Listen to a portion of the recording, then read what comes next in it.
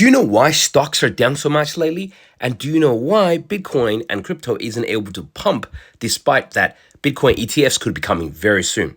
That's because the treasury yields, 10-year and 30-year, can possibly go to 13 to 14% according to CNBC. Do you know what that means? See, right now, the US 10-year and 30-year yields are around 4.7, 4.8%, right?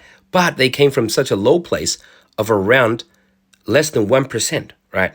Now, that's been a massive run up. Imagine all the people, well, like such as US government, who borrowed money at less than 1%. Now, to reborrow that money again, they got to pay 4.7%, right? That's a huge rise in their interest payments. So this is going to pose a lot of problems if interest rates or yields does go to 13 or 14%. It's going to drive a lot of businesses bankrupt, maybe even the United States government. But let's hear what CNBC has to say. Here's your near 16%, SEP 81 for your anniversary date. And the whole point of this chart is that we have a lot of potential room to run to the upside. So if somebody asked me and held a gun to my head and said, listen, the worst case scenario, where Treasury rate's going to go 10-year, I'd say in the next 7 years, you should be able to see 13.5%, 14%. Yes. Okay, so imagine what he just said, that in the next few years, the US 10-year yields could go to 13 or 14%.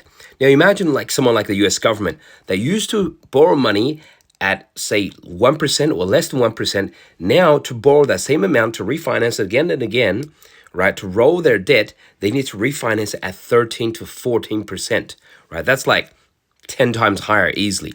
Now, what he was talking about was that back in 1981-ish area, the 10-year yield on a U.S. government bond, which is what the U.S. government borrows money at, is around 15, 16% almost sometimes. And then it's gone all the way down, right, because of cheap money.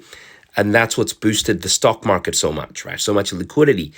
It's such low interest rates out there, getting down to less than 1%.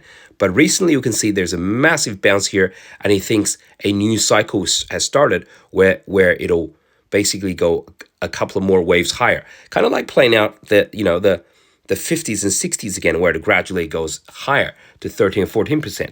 That's going to be so problematic for average households because they have a mortgage debt.